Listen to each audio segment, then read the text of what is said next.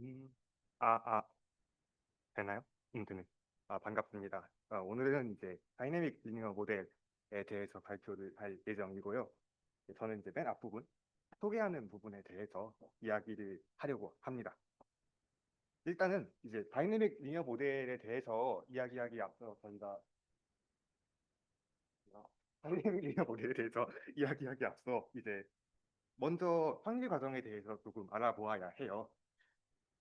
그래서 이제 목차 보면 이렇게 전 네 가지로 구성을 했고요. 네, 먼저 일단 이 확률 과정, 스토캐스틱 프로세스가 뭐냐면 이제 저희가 흔히 아는 확률 변수, 랜덤 베리어블이 있어요. 여기에다가 시간이라는 걸 하나 더 추가해서 그 랜덤 베리어블들이 컬렉션을 만든 겁니다. 그럼 이때 이 랜덤 베리어블의 컬렉션, 그러니까 지금 t가 0이면 이제 t가 0에 따른 하나가 있고 그다음에 t가 1에 대한 하나의 또 새로운 확률 변수가 있는 거죠. 그럼 이때 이 시간은 이 도메인이 자연수면 저희가 이거를 디스크리트 타임이라고 하고 얘가 이제 어떤 구간이나 뭐 그런 거면 컨티뉴어스 타임이라고 이야기를 합니다. 그다음에 D는 넘어가겠습니다. 이건 지금 이야기하면 안 될 것 같아서. 그래서 저희가 처음에 이제 이 다이내믹 모델에 대해서 이야기할 때 예전에 그 학습부장님께서 많이 설명해 주셨지만 브라우니안 모션에 대해서 알아야 됩니다.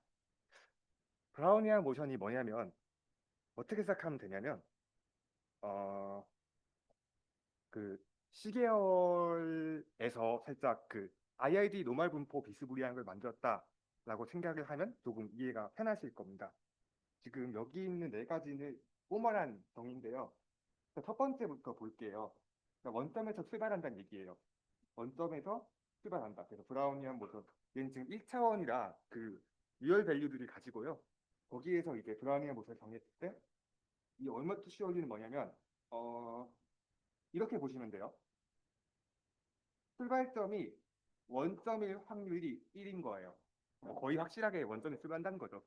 네, 확률이 1인데 일어나지 않은 사건도 있긴 하잖아요. 그래서 뭐 이렇게 정의를 해줍니다. 그 다음에 이 샘플 패스는 그래도 뭐 거의 확실하게 연속하다는 건데 이건 신경 쓰지 마시고 세 번째 거는 이 브라우니안 모션이 결국에 t에 대해서 바뀌는 확률 변수잖아요. 여기서 그럼 어떤 타임 도메인을 정해서 t1부터 t2라고 하고 그다음에 t2부터 t3 이렇게 아무 시간이나 이제 디스조인트하게 잡아주면 얘네들끼리는 싹 다 독립인 확률 변수가 나온다라는 이야기입니다. 그러니까 이제 시간에 따라서 딱히 영향을 받지 않아요. 네. 그다음에 네 번째는 어떠한 이 시간을 딱 잡아놓으면 이 시간 내에서는 전기분포를 따르겠다. 뭐 하는 이런 뭐 이런 이야기입니다. 얘가 지금 되게 포멀한 정의고 이제 이 컨디션 3하고 4는 얘잖아요.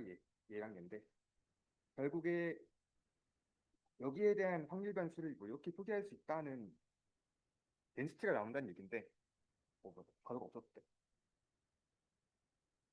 크게 마음 쓰지 마시고 또 보다 보면 기분만 좋아집니다. 그래서 첫 번째 렘마는 시간이 고정되어 있으면 이 브라우니안 모션은 노말이 따른다라는 거예요. 이게 뭔 소리냐? 일단은 0을 넣어볼게요. 0을 넣으면 렘만 쓸게요. 0, 0이겠죠. 거의 확실하게 원점에서 출발을 합니다. 근데 시간이 지날수록 예를 들어서 t가 1일 때 이렇게 생겼어요. 근데 t가 늘어날수록 얘가 분산이 커집니다. 분산이 커지면서 이렇게 퍼져요. 아, 그러면 저희가 어떠한 파티클이 한 점에서 출발한다 라고 생각을 하면 얘가 갈수록 원점에서 멀리 가겠죠. 얘가 이렇게 흩어지니까. 그런 느낌으로 받아들이시면 좋을 것 같습니다. 그 두 번째 렘마는 이 브라우니안 모션의 패스는 모든 점에서 거의 확실하게 미분 불가능하다라는 건데 이것도 괜히 알면 정신건강에 좋지 않습니다. 증명을 하지 않을 거고요. 대충 이제 브라우니안 모션은 이렇게 생겼다라고 보시면 됩니다. 이 그림 뭐냐면 저희가 이전에 정의한 이 스탠다드 브라우니안 모션을 10개를 가지고 평균 내본 거예요.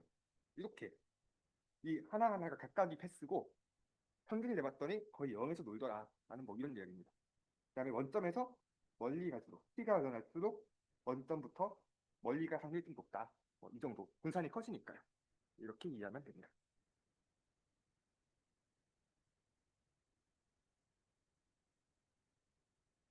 저희가 그래서 지금까지 단변수에서의 브라우니안 모션에 대해서 알아봤는데 저희 책도 그렇고 저희가 다변수에 대한 내용을 다루기 원하기 때문에 내일 다변수를 확장한 겁니다. 근데 저희가 노말에서 멀티베리엣 노말을 만들듯이 그냥 여기 있는 걸 노말로 바꾸면 돼요. 그다음에 ing 매트릭스 i를 넣어주고요. 나머지는 그냥 다 똑같습니다. 그냥 이제 각각이 노말에서 IID 노말 만드는 것처럼 이 W라는 컴포넌트가 D게 있으면 거기 싹 다 이렇게 노말을 뿌려주면 되는 겁니다. 뭐 이렇게 정리가 되고요. 그 다음에 이 브라우니안 모션이 그러면 이렇게 정의를 하면 각각의 포인트들이 IID 노말로 움직입니다. 괜찮죠? 각각이 이제 예를 들어 D 차원이 있으면 WT가 이렇게 있으면 W1, W2 뭐 이렇게 있을 거 아니에요. 이렇게 쭉 해서 WD9 이 각각의 컴포넌트가 전부 다 브라우니안 모션일 텐데 얘가 그걸 IID로 움직여요. 근데 세상에 IID로만 움직이는 모션은 없잖아요. 그것만 있는 게 아니기 때문에 여기에 이제 각각 파티클들끼리 영향을 준다라고 해서 이 디퓨전 코에피션트 매트릭스를 추가할 수가 있습니다. 그래서 저희가 막 크게 다루진 않을 거고 저희 그 SSM 보조 교재에 보시면 이거를 정의를 하고 있어서 혹시 그 책을 보다가 의문이 드시면 이거 보면 됩니다. 네. 그다음에 얘도 저희 책에서 굳이 소개를 해서 넣어놨는데 굳이 마음 쓰지 마시고 혹시 궁금하시면 네, 여기에 있는 키워드를 찾아보시면 많은 도움이 되지 않을까라고 생각을 합니다. 네, 그래서 저희가 브라우니안 모션에 대해서 정의를 했는데 저희가 원하는 건 그 리니어 모델 있잖아요. 어떤 미분 방정식 형태를 가진 리니어 모델에 대해서 알아보려고 하는 거예요. 그러면 이제 미분을 하고 적분을 해야 됩니다. 그런데 이거 엄청 큰 아이디어인데 어떤 미분 방정식이 있을 때 어떤 미분이 가능한 펑션 클래스보다 적분이 가능한 게 훨씬 많습니다. 그래서 미분 방정식을 적분으로 바꿔서 쓰면 어떨까? 라는 생각이 기본적인 아이디어예요. 그래서 저희는 미분보다 적분을 먼저 정의하고 그걸로 이제 이 다이내믹 리니어 모델을 풀도록 하겠습니다.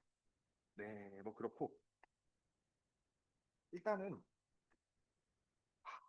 얘가 지금 랜덤 스택 프로세스라는 걸 정의를 할 텐데 저희가 그 어펙트 인테그레이션을 공부해 보신 분들은 어떤 함수를 심플 펑션으로 뭐라 그래야지 근사해서 이렇게 그 함수로 수렴하게 만들었다는 것을 아마 기억하실 겁니다. 뭐 그거랑 비슷하게 여기 있는 이 x1부터 xn까지는 시간에 상관없이 어떤 상수값을 가지는 랜덤 베리어블이고 그다음에 이 x는 저희가 아는 스토캐스틱 프로세스입니다. 그러면 얘네들이 시퀀스로 얘를 근사해 보는 거예요. 근사하는 게 아니라 얘는 같은 거죠. 그러니까 같으면 얘를 랜덤 스택 프로세스라고 하고 저희가 하고자 하는 건 어떤 무작위의 그 스토캐스틱 프로세스를 얘로 근사해 보려고 하는 거예요.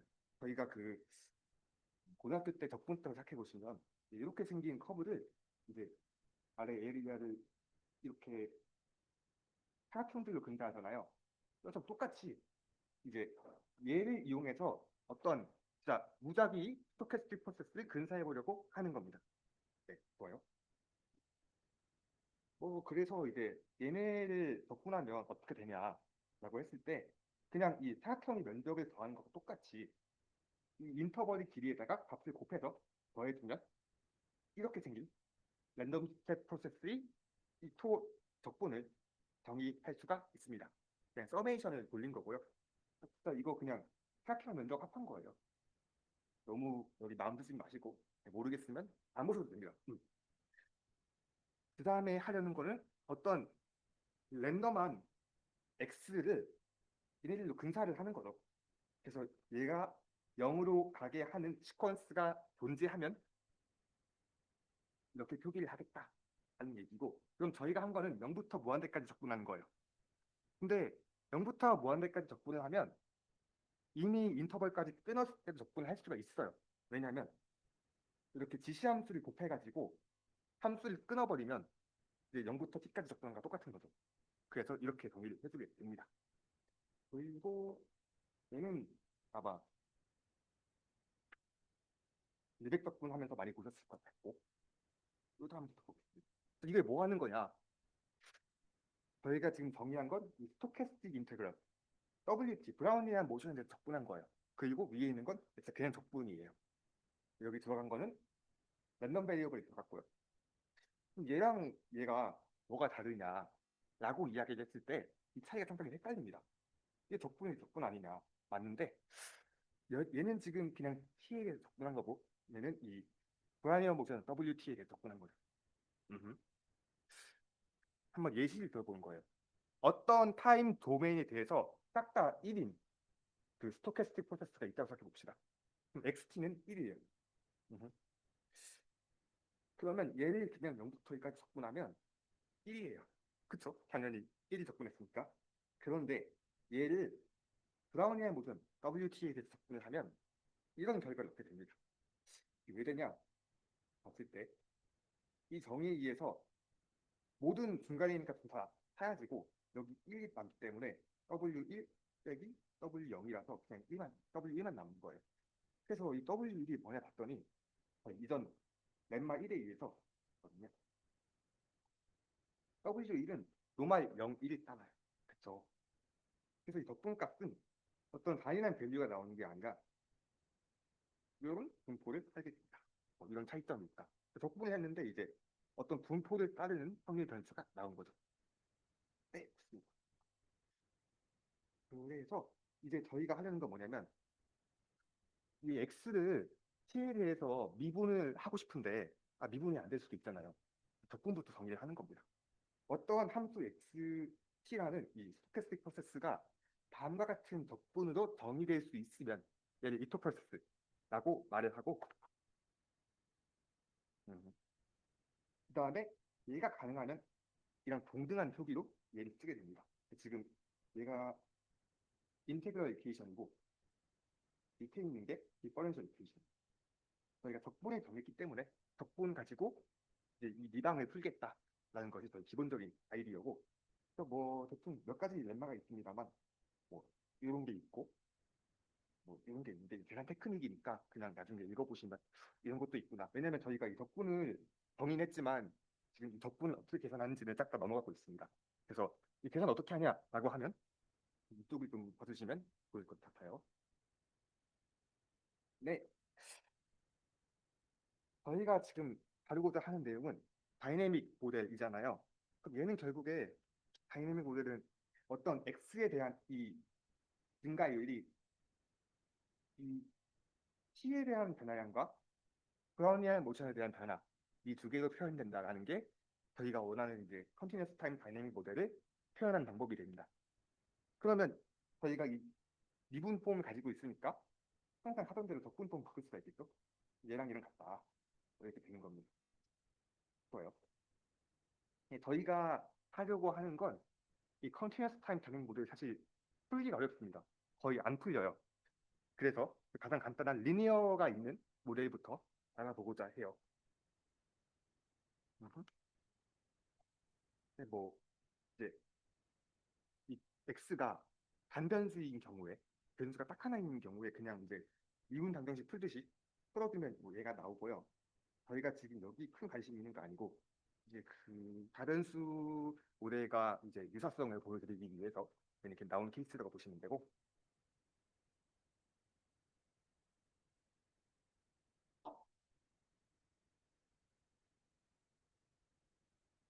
결국에 가지고 있는 기본 폼이 이거였잖아요. 저희는 이번에 리니어 모델만 갈 거기 때문에 얘랑 얘가 이제 리니어한 펑션이다 라는 좀 더 좋은 조건을 줄 거예요. 그리고 이 리니어리티 가정이 들어가면 항상 클로즈드 폼 솔루션이 보입니다. 되게 간단하다 생각하시면 되겠고 저희가 ODE나 PD 풀 때도 리니어하면 무조건 다 풀잖아요. 그것처럼 쉬운 거 본다. 그래서 X랑 W 여기에 대해서 리니어한 펑션이 들어갔어요. 리니어한 펑션이 뭐냐면 그냥 행렬을 생각하시면 돼요. 행렬이 들어갔어요. T에 대한 행렬. 저희는 이제 이걸 풀 거예요. 그럼 이거 어떻게 푸냐? 첫 번째는 저희가 가진 이 스토캐스틱 디퍼런셜 이퀘이션이 있고 얘를 적분법을 바꾸는 거예요. 바꿨더니 이렇게 생긴 솔루션이 나왔다는 건데 그거 왜 되냐라고 하면 저희가 이거를 먼저 증명해 보겠습니다.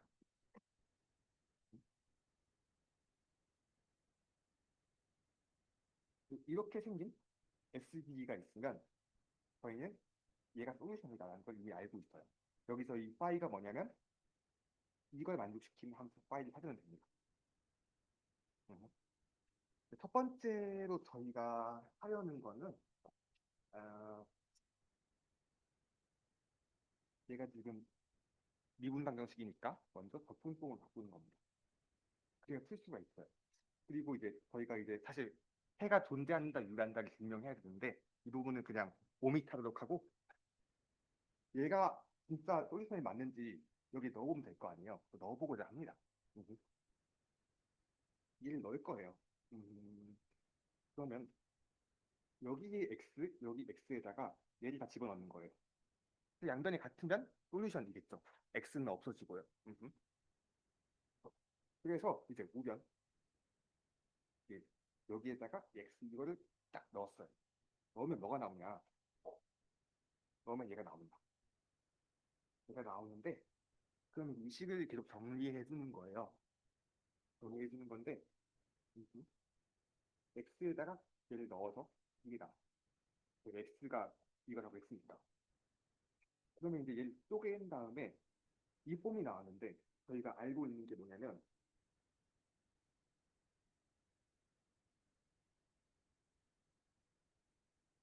파이가 이걸 만족시켜요. 그래서 이 부분이 어떻게 바뀌냐면 파이 t 0 빼기 i x 이렇게 보게 됐죠. 그리고 이 부분은 이제 되게 좋은 조건을 만족시킨다고 가정하면 후빈 정리로 이 이게 순서를 바꿀 수가 있습니다. 그 다음에 이 텀을 드릴게요. 이렇게 진행을 해볼게요. 그러면 저희가 이걸 얻어요. 그러면 다시 또 익숙한 폼이 나왔습니다. 여기서 다시 저희가 알고 있는 게 지금 인테그랄 f랑 파이가 나왔으니까 얘를 다시 또 파이 t 이 폼을 바꿀 수 있어요. 또 정리를 해주면 그 다음에 식을 계속 이제 얘랑 얘랑 같고 그러면 얘만 남죠. 얘만 남는데 저희가 처음에 정한 x가 이거였었고 과대원과 우변이 같다. 이렇게 증명이 끝나게 됩니다. 그러면 이게 안 되네. 이 파일이 어떻게 구하냐? 파이가 이렇게 생긴 거라는데 이거 파이 사실 없는 거 아니냐? 이건 의심을 하실 수도 있어요. 근데 이 파이는 그 급수꼴로 표현이 됩니다. 어떻게 한 거냐면 이 파이라는 거는 이렇게 생긴 클로즈 폼을 가지게 되고 이거는 그 오리 공부해 보시는 분들은 그 피카드 이터레이션에서 하는 것과 똑같은 메소드를 돌리면 이렇게 생긴 파이 클로즈 폼을 얻을 수가 있습니다. 그렇고요. 궁금하신 분들은 이제 얘가 이름이 있어요. 테아노 베커 시리즈라고 하는데 찾아보시면 관련된 정보를 얻으실 수가 있을 겁니다. 네. 저희가 지금 되게 이상한 얘기만 계속 하는 것 같은데 이거 어디다 쓰는 거냐라고 하면 저희가 하려는 건 이거 리니어 모델 얘를 푸는 거잖아요. 이게 어떻게 풀 거냐라고 했을 때 조금 더 가정을 세게 해볼게요. 왜냐면 여기 FT랑 LT, 그러니까 F랑 L이 시간에 따라서 바뀐다면 문제가 좀 더 어렵습니다. 이거 파이가 이건데 이게 대체 뭐냐 이럴 수도 있잖아요. 여기서 F랑 L이 시간에 대해서는 똑같은 타임 인베리언트하고 가정을 한번 더 해줍니다. 그러면 상당히 문제를 간단하게 풀 수가 있어요. X는 결국에 이건데요. 여기서 이 익스포넨셜 매트릭스에 대해서 한번 리마크를 드리자면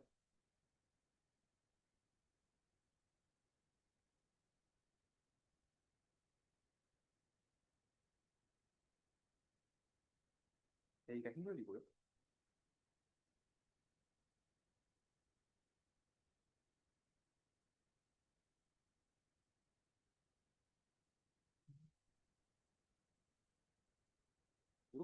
정리했습니다.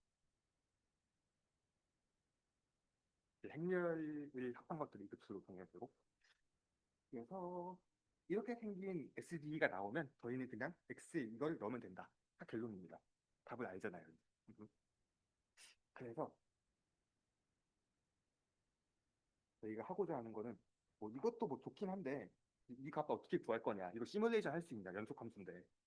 라고 해서 저희가 보통 시뮬레이션 할 때는 파이나이트한 밸류를 뽑아서 어떠한 행동을 예측하잖아요.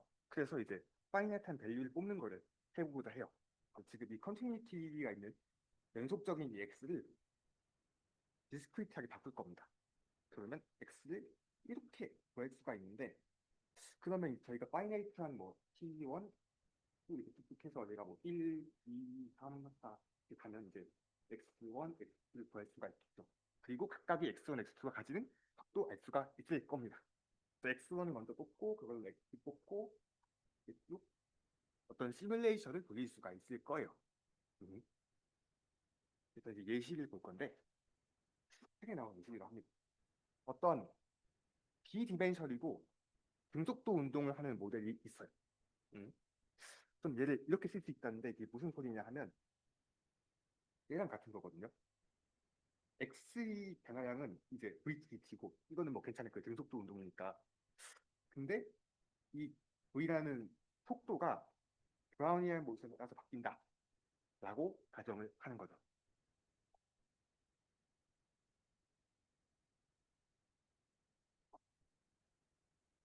이게 등속도긴 한데 속도가 이제 브라우니안 모션이 영향을 받아서 살짝씩 바뀌는 그런 형태가 되게 됩니다.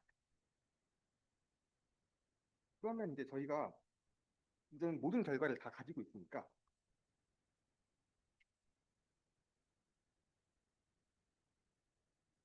그냥 이제 쭉 풀어보면 이제 x가 이렇게 생겼고 q가 이렇게 생겼다까지 알 수가 있어요. 그냥 저희가 지금까지 해왔던 결과 얘를 그래서 넣은 겁니다. 이게 지금 뭐 하는 거냐면 x라는 이 스토캐스틱 퍼펙트를 위에는 x고 밑에는 v라고 바꿨거든요. 이제 x 프라임 t는 vt라고 하고 싶은데 이게 아니잖아요. 그래서 어떠한 x를 여기 둔 다음에 이 꼴이 되도록 식을 바꿔서 생각하시면 돼요. ODE에서 자주 쓰는 메소드인데 아무튼 x 프라임은 v랑 비스무리한 무언가를 설정했다라고 생각을 해주시고 전에 만들었던 이 식의 대입을 쭉 해주면 결국에 xk가 이렇게 생겼고 지금 t는 타임 인터벌이죠. 예를 들어서 뭐 1, 2, 3을 할 수 있고 1, 1.1, 1.2 이렇게 마음대로 정할 수가 있어요. 이런 파이나이트한 타임들에 대해서 xk는 얘를 따르고 대신 이제 이전 값을 알아야겠죠. 그다음에 이때 이 q는 이렇게 생긴 걸 따른다. 라는 게 지금까지 결과에 의해서 나온 겁니다. 그러면 qt가 이렇게 생겼으니까 적분을 해야 돼요. 하기 싫죠. 하기 싫지만 해보자면 뭐 이렇게 생겼다는 거를 낼 수가 있어요. 저희가 그 브라우니안 모션의 디퓨전 코에피션트를 그 각각의 관계에 따라서 바뀌지가 않고 모든 차원에 대해서 IID라고 가정을 하자면 이 QC를 I라고 놓으면 됩니다. 얘를 그냥 무시해 주시고 이렇게 바꿔서 XK를 풀어주시면 결국에 이렇게 생겼다라는 것을 이제 온갖 계산을 통해서 얻으실 수가 있어요. 그러면 이제 이거 어디다 쓰냐라고 하면 이제 이걸로 시뮬레이션을 해보는 겁니다. 제가 해왔어요. 일단은 이 차원에서 처음 속도가 이게 V0가 1,1인 거예요. 그러니까 이게 X랑 Y가 있으면 얘가 원점에서 출발을 합니다. 그다음에 이제 소기 속도가 얘인 거죠. 여기서 출발하는 이렇게 물체가 있다고 치는 거예요. 그 다음에 대신 이 속도는 브라우니안 모션에 영향을 받는다라고 보시면 되겠죠. 그 다음에 이제 타임 인터벌을 0.05로 잡고 10초 동안이 물체의 운동을 시뮬레이션 해봤습니다. 해서 얻은 게 뭐 이렇게 생겼다는 거예요. 원점에서는 소기 속도는 이제 1,1이 이쪽 방향을 보고 있고요. 이제 시간이 갈수록 이제 이 속도가 브라우니안 모션 영향을 받아서 조금씩 비틀렸다 정도까지 보실 수가 있습니다. 3차원에 대해서도 동일한 결과를 얻으실 수가 있어요. 그래서 이제 소비 속도를 보시면 1,1,1이고 처음에 이 방향을 지시하고 있고 이거 다 안 보이지만 가면 갈수록 이제 이 브라우니의 모션이 영향을 받아서 물체의 운동이 조금씩 비틀린다까지 확인하실 수가 있습니다. 자, 질문이 있을까요? 네.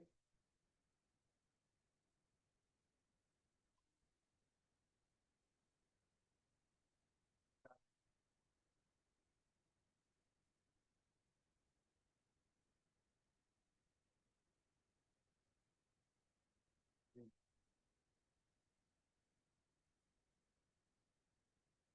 음. 컨티뉴스한 걸 시뮬레이션 할수 없어요. 그래서 컨티뉴스한 모델을 완성시킨 다음에 그거를 이상적으로 쪼개서 모델을 이제 시뮬레이션 돌려보는 것까지가 저희 결과였습니다. 또 질문 있을까요? 없으면 전 여기까지 하겠습니다. 감사합니다.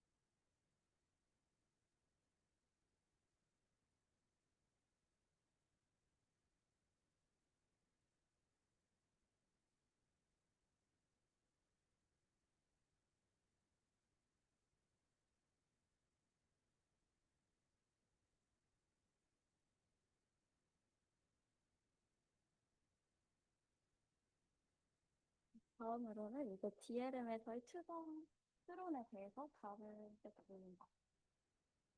한 20분까지 딱 끊고 갈게요.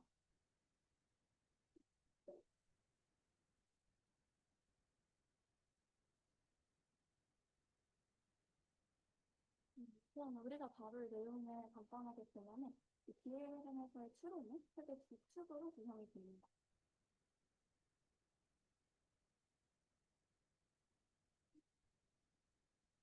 이 필터링 앤 스무딩을 통해서 상태를 추정하는 방법이랑 그다음에 베리언스 레이닝을 통해서 관측에 대한 분산을 추정하는 방법 이 두 가지 축으로 나뉘게 되고 여기서 이 예측에 관련된 부분이나 데이터도 나중에 수정하는 방법을 간단히만 다루도록 하겠습니다.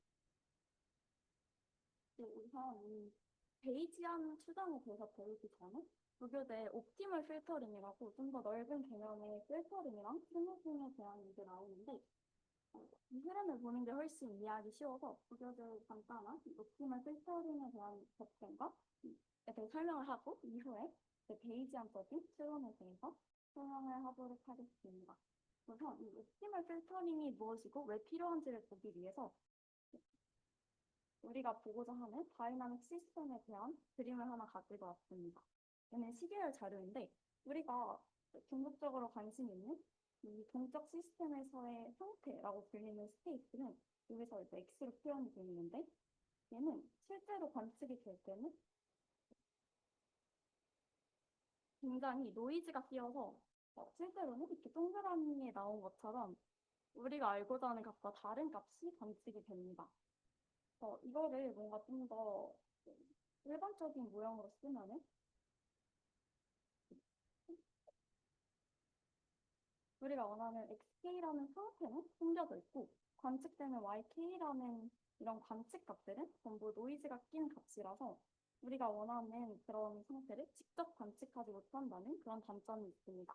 그래서 이렇게 관측된 값들을 가지고 궁금했던 실제 상태를 추정하는 문제가 이 옵티멀 필터링 문제입니다.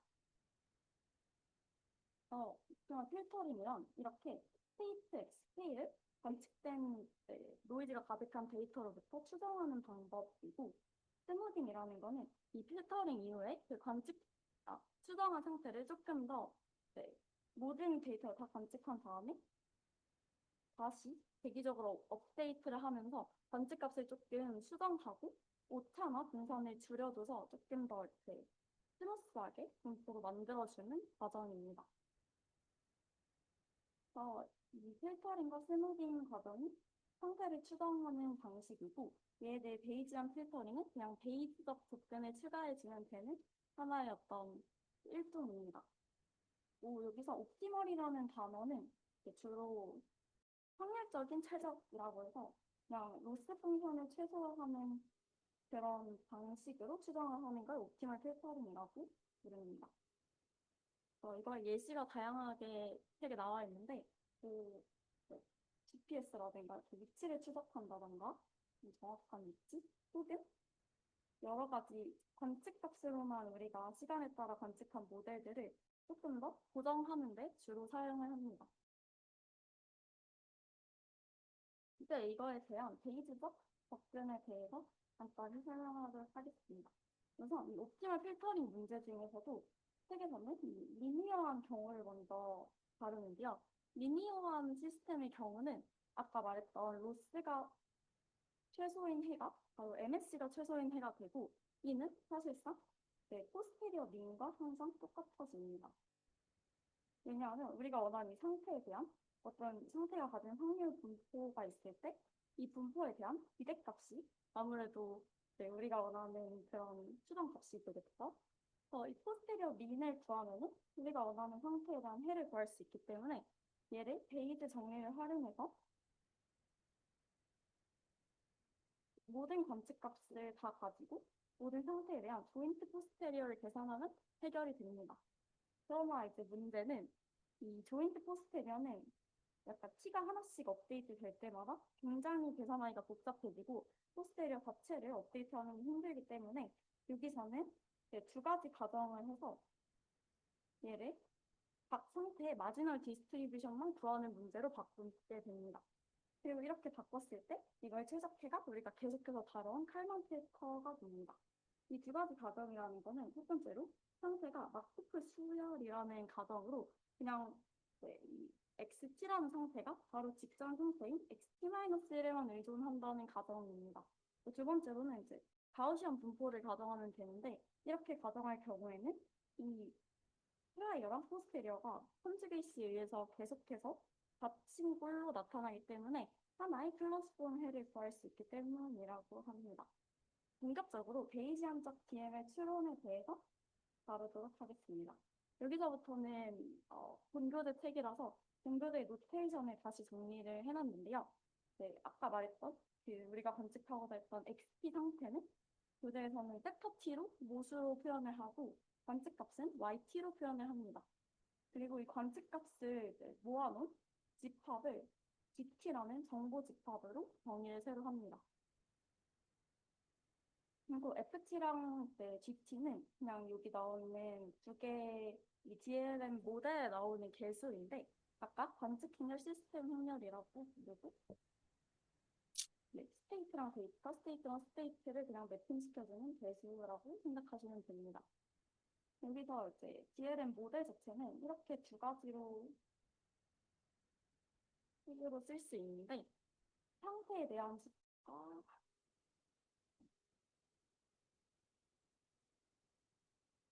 관측값에 대한 식을 각각 이렇게 표현을 하고 모델 추론을 시작하도록 하겠습니다. 앞서 말했듯이 DLM에서의 추정이란 크게 두 가지, 상태 추정과 노이즈의 잡음에 대한 추정입니다.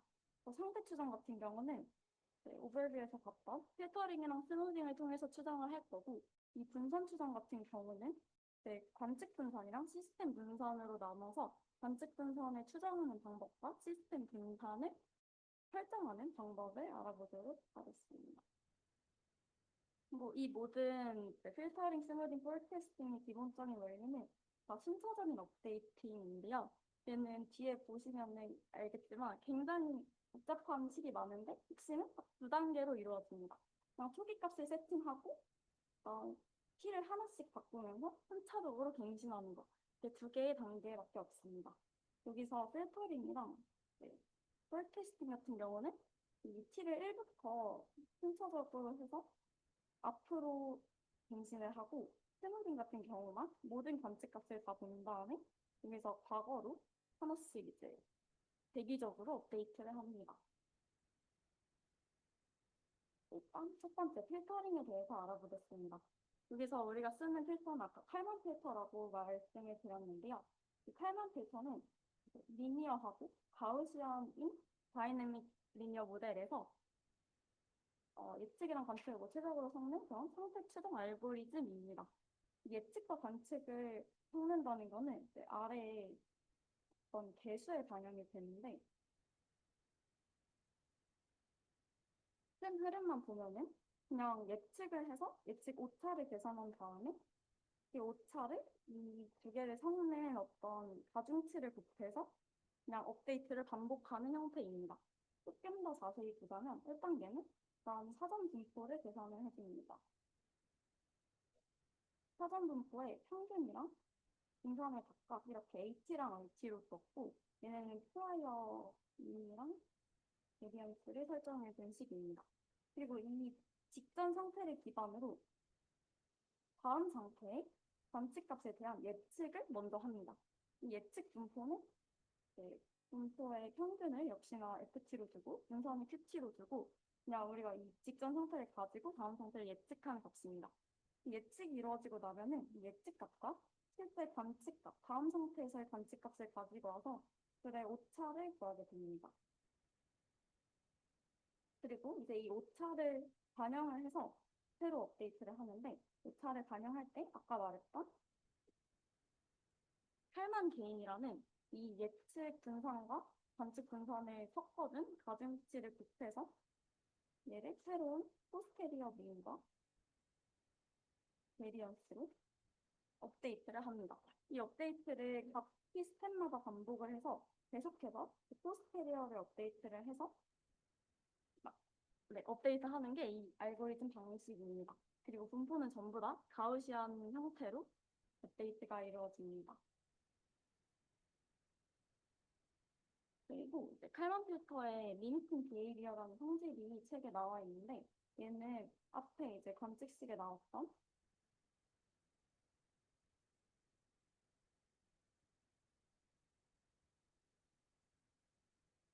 이 분산에 대한 항들에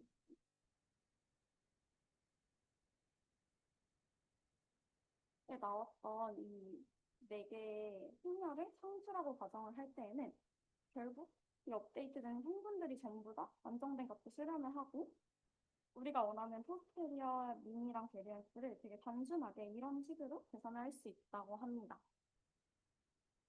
이렇게 이제 간단하게 표현을 할 때 장점은 얘가 나중에 시계열 데이터의 아리마 형태나 지수 평활법 구조랑 똑같아서 뭐 그런 데이터를 다룰 때도 적용할 수 있고 계산도 쉽게 할 수 있다는 장점이 있다고 합니다. 그리고 이 과정은 오로지 모형 구조가 시간에 따라 안 변하는 정상 시계열 모델링할 경우에만 사용할 수 있다고 합니다. 다음으로 필터링 과정에서 나타나는 문제인 결측이나 아니면 조금 문제가 있는 데이터를 다루는 방법인데요. 결층은 크게 두 가지로 나뉠 수 있습니다. 첫 번째는 아예 그냥 결측에 대한 정보가 없는 경우입니다. 뭔가 데이터가 누락된 경우와 같이 그냥 데이터 자체가 없을 경우에는 정보 집합을 그대로 유지하거나 포스테리어를 프라이어 그대로 두는 것과 같이 업데이트를 아예 진행을 하지 않습니다. 얘를 그냥 없는 값처럼 간주하고 그 다음 단계로 넘어갑니다. 그러나 정보가 있는 결측이 있을 때도 있습니다. 아예 아웃라이어로 판단이 됐거나 이렇진 않지만 그냥 조금 극단적인 값이라서 뭔가 분포에 업데이트 사용하는 영향을 많이 줄 것 같은 값들의 경우에는 특별히 대입이라는 방법을 통해서 임의로 조절을 할 수 있습니다.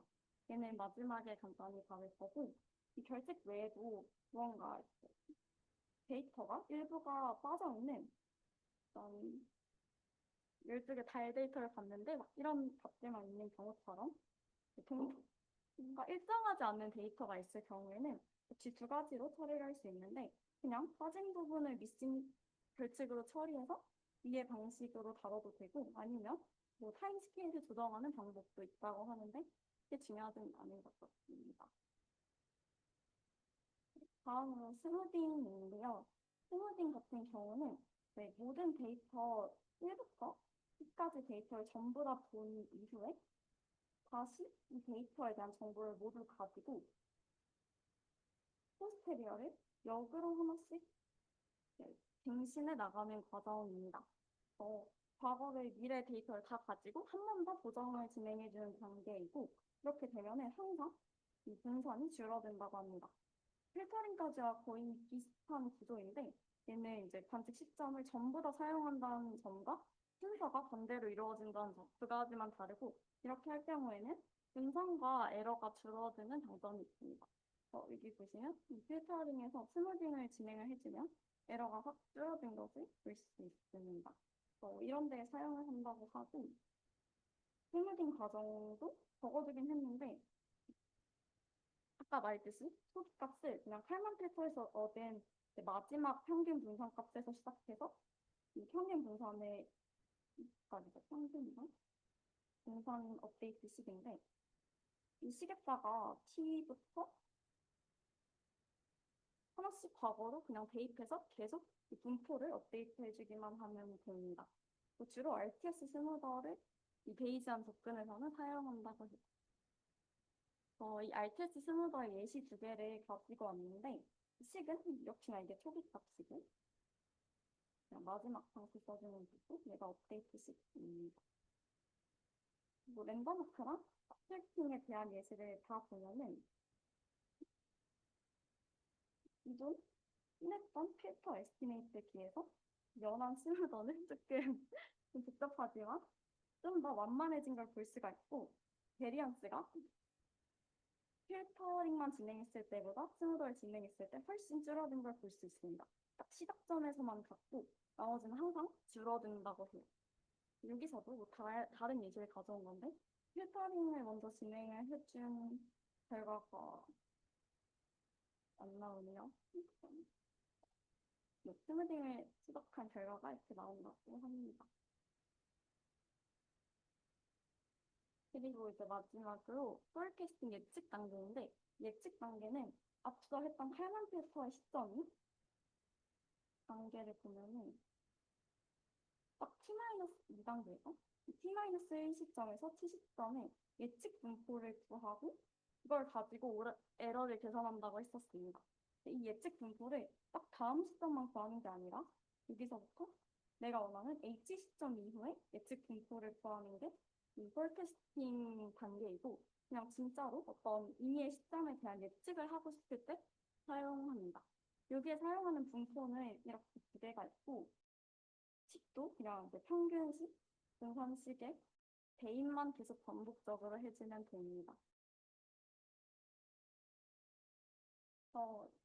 책에 나오는 여기까지 프레딕션이랑 필터링 스무딩에 대한 정리 그림을 가지고 왔는데 그냥 이제 관측값으로서 측정할 때 필터링은 딱 직전까지의 관측값을 가지고 바로 다음 상태를 추정하는 방식이고 스무딩은 전체 T 시점까지 다 관측을 한 다음에 다시 이제 추정을 과거로 돌아와서 하는 방식이고 예측 같은 경우는 내가 가지고 있는 정보에서 한참 먼 시점에 정보를 상태를 추정하는 방식입니다. 여기까지 하고 네.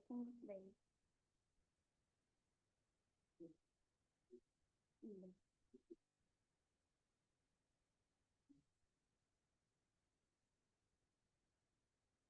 이게 일단 동교재에서 소개된 순서는 필터링 다음에 폴캐스팅 다음에 네, 스무딩 순서로 동교재에는 나오는데 이제 이 내용들을 이해를 하면서 봤을 때는 기본적으로는 필터링 과정을 통해서 업데이트를 하고 폴캐스팅이랑 스무딩은 조금 선택적인 그런 단계라고 이해를 했어요.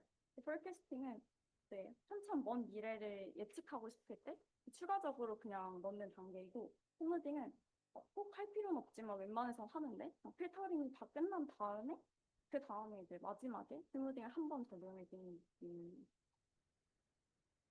여기까지 하고 분산하기 전에 휴식을 취하겠습니다.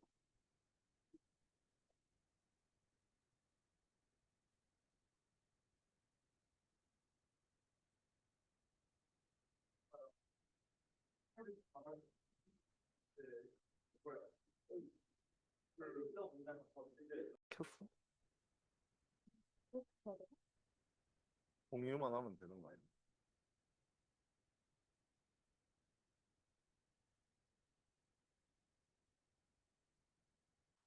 맞아. 하고 그 건너트 키는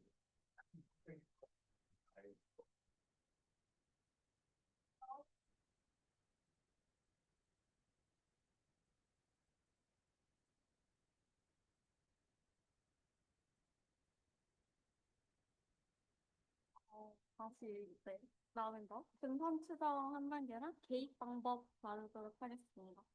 우선 이제 베리언스 러닝 단계에서 우리가 다루는 분선은 크게 두 가지가 있습니다.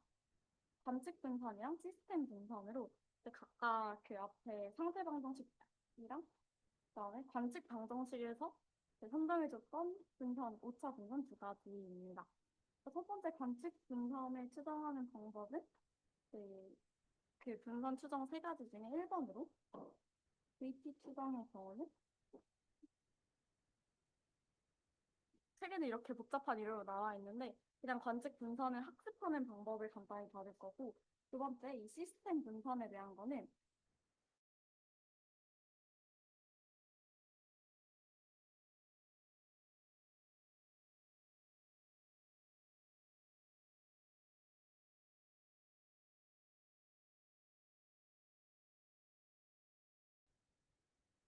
이 자체에도 t를 붙여가지고 분선도 시간에 따라서 계속 바뀌는 모델로 주는 경우가 있는데 이럴 때는 얘도 다 책에 나오는 그 발표 제목을 가지고 온 건데 네, 변화하는 분선에 대해 다루고 그리고 디스카운트도 활용을 해서 얘를 다루도록 할 것입니다.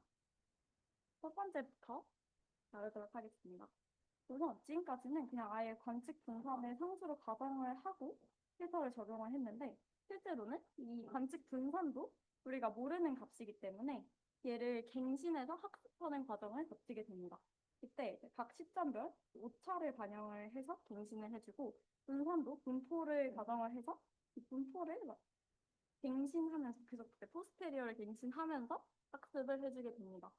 이 V의 사후 분포는 이렇게 인버스 감마 분포로 두게 되라고 나와 있는데요, 책에.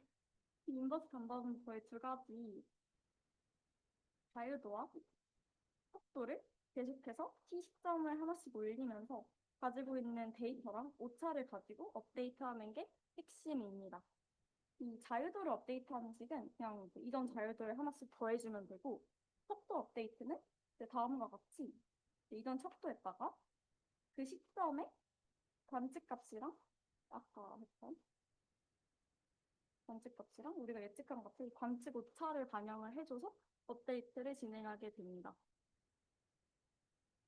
그리고 이렇게 진행을 해서 포스테리어, 우리가 원하는 t 시점에 포스테리어를 구한 다음에 그 포스테리어의 분산을 ST를 두고 이 분산을 계산을 해주면 우리가 원하는 t 시점에 V라는 관측 분산에 추정을 할 수 있게 됩니다.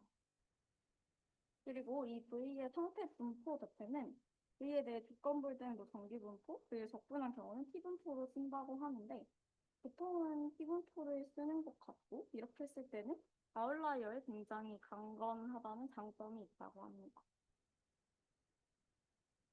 두 번째 방법은 관측 분선을 다루는 건데 얘는 관측 분선을 추정한다기보다는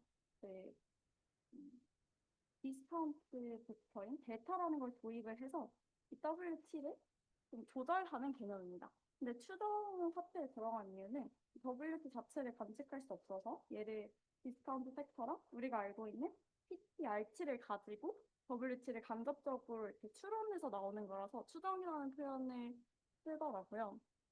WT라는 걸 구하는 방식은 네, 이렇게 식을 재구성해주기만 하면 됩니다. 이 식은 RT를 이 델타를 통해서 델타분의 PT로 정의를 해주고 이렇게 정의를 해주게 되면은 WT는 RT에서 PT를 뺀 값이니까 이 식에 의해서 델타로 표현했을 때 델타분의 1-델타의 PT로 쓸 수가 있게 됩니다.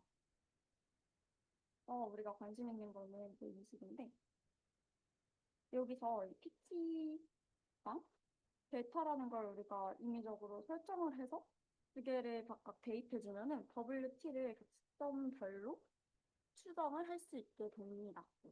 이 델타라는 걸 도입하는 이유는 델타를 뭐 도입하면 파라미터가 단순화되는 장점도 있지만 델타 i라고 각 어떤 우리가 원하는 데이터가 구간별로 조금 이제 굉장히 달라지는 데이터일 때 이 구간별 벡터를 우리가 나눠서 조절을 할 수 있기 때문에 주로 이렇게 사용을 한다고 하고 해석에도 좀 강점이 있는데 해석 시에 델타가 1에 가까워지면 네, 22WT식이니까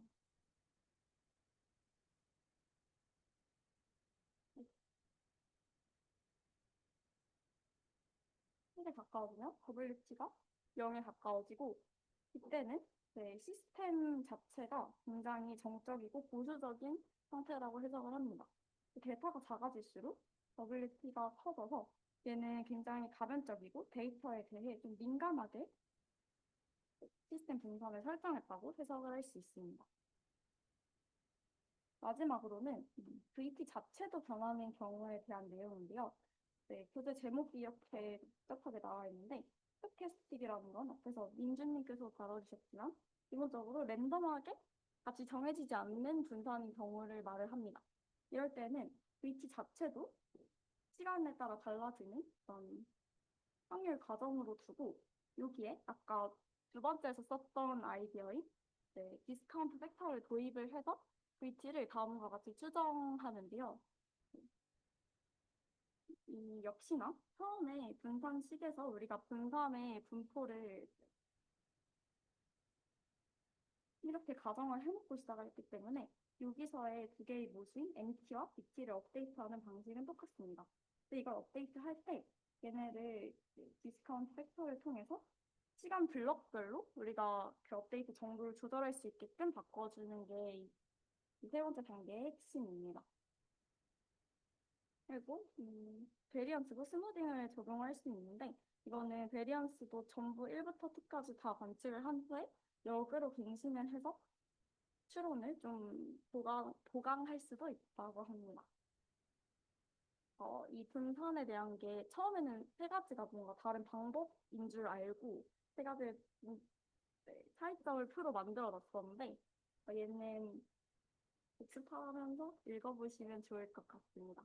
각각의 목적이랑 대상이랑 그다음에 디스카운트 팩터 이용을 사용하는데 예시를 정리해놨고 얘네 분산 추정 방식을 결정하는 거를 위에 간단히 정리해두었습니다. 마지막으로는 앞서 말했던 그 인터벤션 방법인데 얘도 내용은 많은데 굉장히 간단합니다.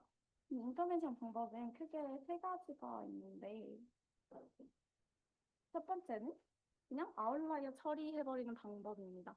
얘는 어떤 관측값이 너무 네, 이 시점에 다른 정보들에 비해서 튈 때 얘를 그냥 아웃라이어로 간주를 하고 업데이트해서 빼버리는 방법입니다. 식도 아까랑 또 동일하게 그냥 데이터 정보 집합도 유지하고 포스테리어도 프라이어랑 똑같게 주기만 하면 됩니다. 이렇게 처리한 이유는 이렇게 한두 개 값 때문에 필터 전체가 뭔가 과추정되거나 왜곡되는 걸 방지하기 위해서라고 합니다. 다음 두 번째 방법은 아까 이 시스템 베리언스인 WT를 조금 크게 둬서 시스템의 분산 자체가 커서 이런 값들이 좀 튈 수 있다고 설정을 해두는 방법입니다. 이거를 이제 키우는 방법은 시스템 분산을 WT인데 RT랑도 혼용해서 놓는데 이 RT라는 친구를 내가 원하는 어떤 개입 시점, 무언가 값이 튀는 그 T 시점에서 HT라는 추가적인 분산을 더해서 조금 더 그 시점만 분산을 키우는 방식으로 이렇게 분산의 크기를 조절을 합니다. 그래서 포스테리어에 식을 대입할 때도 그냥 기존의 RT가 아닌 RT 별 우리가 키워둔 친구를 대입을 해서 포스테리어를 계산을 하고 이 HT를 조절을 함으로써 T 시점의 분산의 크기를 좀 확대해서 조절을 해줄 수 있습니다. 이렇게 하면은 조금 더 분산이 커지니까 유연하게 이런 튀는 값들에 대해 대응할 수 있게 됩니다. 마지막 세 번째는 네, 그냥 arbitrary information이라고 해서 이 모델을 만드는 모델러가 직접 이 분산을 설정해주는 그런 방법입니다. 역시나 뭔가 개입이 필요한 애매한 값이 있는 t 시점에 직접 이 모델러가 평균이랑 분산을 설정을 해서 it라는 새로운 평균 분산을 설정한 집합을 가지고 와서 얘를 그 다음부터는 상태를 추정하는데 뭐라고 해야 돼? 조건부로 넣는다고 해야 되나? 기본 이 정보를 설정해놓고 얘를 기본시켜놓고 그 다음 업데이트를 계속 진행하는 방식입니다. 상태 방정식도 그냥 이 새로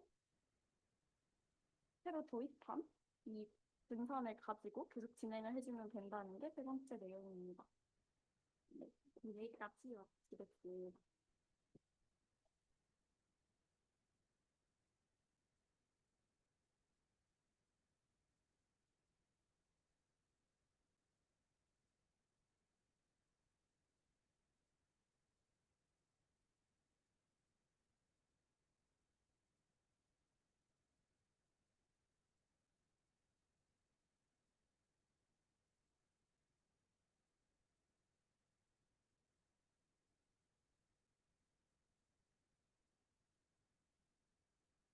네, 마지막으로 조금 이제 부가적인 주제일 수도 있고 약간 이제 앞에서 이제 배웠던 게 사실 주된 내용이고 이제 제가 할 내용은 이제 여기 나와 있듯이 일단 normal DM의 스트럭처를 다시 한번 보면 관측 방정식이랑 상태 방정식 두 개가 있었고 일단 우리가 전제로 깔고 가는 게 일단 이 두 방정식이 위, 위,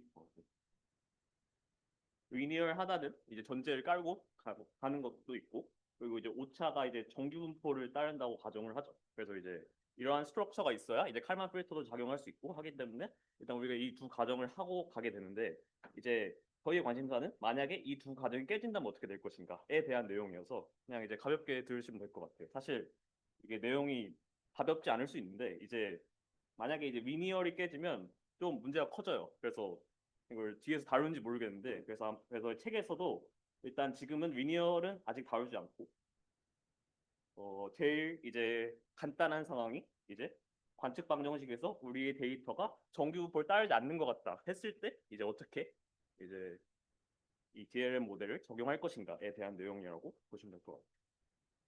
네, 그래서 어떤 예시냐면 그래서 앞서서 이제 아웃라이어가 있으면 뭐 이제 한두 개 있으면 이제 지우면 되는데 이제 좀 아웃라이어가 많은 거죠. 그래서 뭔가 눈 감고 하기 조금 어려운 것 같다. 일단 그런 상황이고 그래서 정규 분포 오차로 이제 이러한 아웃라이어를 하기에는 조금 부자연스러운 거죠. 왜냐하면 이제 너무 튀는 값들이 많아 버리면 이 오차가 정규 분포를 따른다라고 생각하기 어렵다라는 게 지금 이 모티베이션입니다. 네, 그래서 저희의 관심사는 이 observation error BT가 노멀하지 않을 때 이제 어떻게 할 것인가에 대한 내용이고 여기에서 책에서 제시하는 내용은 mixture normal distribution으로 BT를 모델링 하자는 겁니다. 그래서 이제 정상의 데이터는 이제 기존 분포에서 나오지만 이제 이상치 같은 경우는 분산이 훨씬 큰 분포에서 나오게 하는 거죠. 그래서 뭔가 좀 극단적인 값이 있었는데 이제 분산이 커지면 꼬리가 두꺼워지잖아요. 그러면 이제 이 두꺼운 꼬리 분포에다가 이제 하면 뭔가 이제 좀 가능성 있는 거죠. 그래서 이렇게 믹스처 노멀 디스트리뷰션으로 모델링 하자는 건데 그럼 이제 생기는 문제가 뭐냐면 이제 노멀이 아니잖아요. 그래서 이제 어쨌든 믹스처 노멀은 노멀이 아니기 때문에 그러면 이제 여전히 문제가 있죠. 네.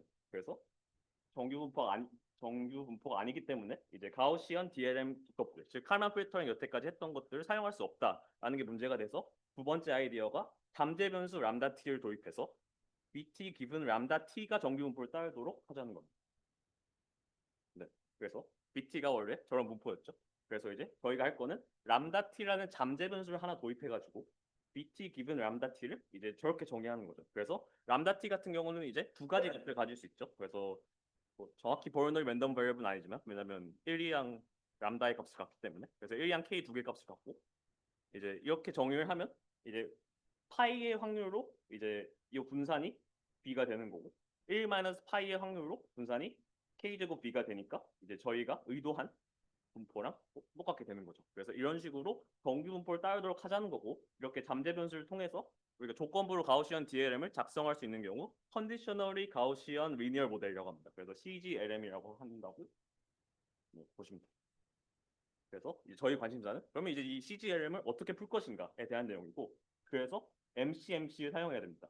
그래서 앞서 이제 배웠던 내용들은 이제 칼만 필터링 같은 거는 다 이제 크로스폼이 나오기 때문에 이제 MCMC 안 써도 되는데, 이렇게 바꿨더라도 어쨌든 람다 t가 기분된 상황에서 노멀이기 때문에 똑같이 적용을 할 수 없겠죠. 그래서 이제 MCMCU 사용해서 이제 우리가 똑같은 방법을 사용할 것이다라고 보면 되고, 그래서 앞서 그 방학 때 배웠던 게 깁스 샘플러고, 그 깁스 샘플의 핵심은 풀 컨디션 디스트리뷰션 만든 거죠. 그래서 이제 하나만을 조건부를 보고 나머지 변수를 고정시킴으로써 이제 깁스 샘플러의 아이디어를 여기서 이용한다라고 생각하시면 될 것 같아요. 네, 그래서 MCMC를 사용해야 되는 상황이다라고 보면 될 것 같아요. 그래서 이제 거기에 네시티가 있고 조인트 포스테리어를 쓰기 위해서 이러한 MCMC 과정을 거친다라고 생각을 하시면 되고, 네, 그러면 이제 그 MCMC 중에서 구체적으로 이제 저희의 관심사인 이름이 뭐였죠? 저희 관심사인 컨디셔널리 가우시언 리니어 모델, 이런 분포를 이제 어떻게 MCMC로 풀 것인가에 대한 알고리즘이 이름이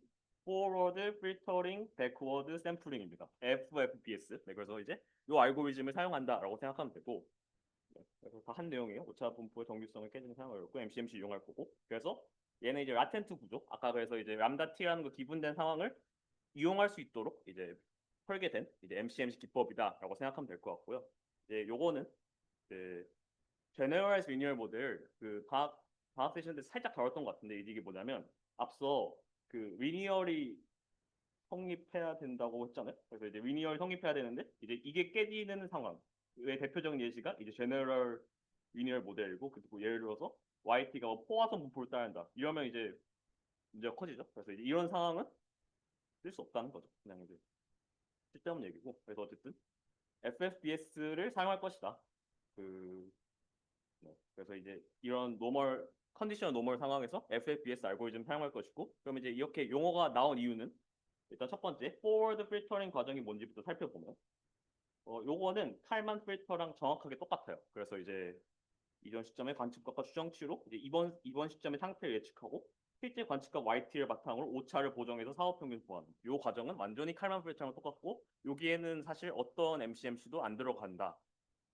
네, 안 들어간다라고 생각하면 될 것 같고, 그리고 하는 게 뭐냐면 t 시점, 그러니까 지금 앞서 하는 게 1부터 t 시점까지 전부 다 이걸 계산을 해서 사업 평균과 분산을 얻었다면 그 마지막 t 시점에 상태 벡터를 샘플링합니다. 그래서 이 상태 벡터를 바탕으로 이제 우리가 뒤에 나오는 backward 샘플링이라는 걸 하는 거죠. 네, 그래서 backward 샘플링을 하고 이제 여기에서 이제 MCMC 쓰는 거고, 이제 역방향으로 하는 거여서 약간 스무딩이랑 비슷한데, 이제 스무딩 같은 경우 이제 스무딩을 어, 람다 t가 도입된 상황에서도 하고자, 사실 책에서 자세히 이거밖에 안 나와 있거든요. 자세히는 안 나와 있어서 스무딩을 람다 t가 도입된 상황에서 네, 하려고 이제 MCMC 쓰는 거죠. 상황에서 하려고 MCMC 쓴다라고 하면 될 것 같고, 그래서 이제 t-1 시점에서 뭘 하냐라고 하면 우리가 t 시점에 상태가 있었어요. 그리고 이제 forward filtering을 통해서 t-1 시점에 사업분포를 앞서 첫 번째 단계에서 얻었죠. 그럼 이제 요걸 바탕으로 이제 결국 이제 스무딩의 핵심은 미래 시점의 상태를 알고 있으니까 그 미래 정보도 이용하면 조금 더 정확하지 않을까에 대한 스무딩을 하는 거니까 요 과정에서 MCMC 사용한다라고 생각하시면 되고, 스무딩은 똑같습니다. 그래서 이 스무딩 공식은 앞서 스무딩에 그 다뤘던 거랑 똑같고, 다만 이제 샘플링을 하는 거죠. 그래서 이제 MCMC를 이용한다라는 것만 차이점이 되겠습니다. 네, 그래서 예시고요. 책에 있는 거고, 아까 본 그 시계열이에요. 그래서 이 시계열이 진짜 데이터는 아니고 이제 억지로 만든 거예요. BT가 믹스처 가우시언을 따르도록 이제 분포를 만들었기 때문에 이제 이런 장치들이 많이 나왔던 거죠. 그래서 이제 이렇게 되도록 200개의 데이터를 만들었어요.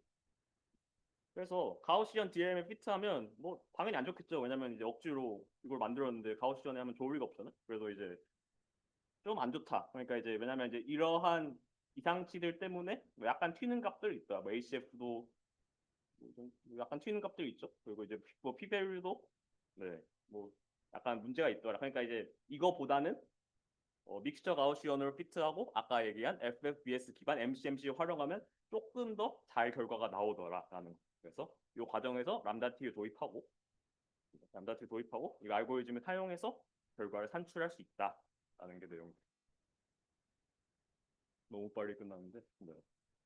네, 요약하면 일단 다이나믹 리니어 모델은 타임 인베리언트 DLM이 크로스 폼의 해가 존재해요. 그래서 이제 MCMC 사용하지 않고 할 수 있고 이에 디스크리테이션을 통해 SD의 해 행동을 시뮬레이션 할 수 있더라가 민주님이 설명한 다이나믹 리니어 모델의 수학적 좀 엄밀한 정의가 됐고 이제 그 뒤에 나영님이 하신 게 인퍼런스예요. 그래서 인퍼런스는 이제 크게 필터링이랑 스무딩 요 두 개가 제일 중요하고 분산학습으로 시스템을 추정할 수 있다라는 거고 제가 마지막에 했던 거는 만약에 관측오차의 정규성이 깨질 경우 이제 그러한 모델을 감제 변수를 도입한 모델을 컨디셔널 가우시언 리니어 모델이라 하고 이럴 때 MCMC 사용하자 해서 상태를 추정하더라.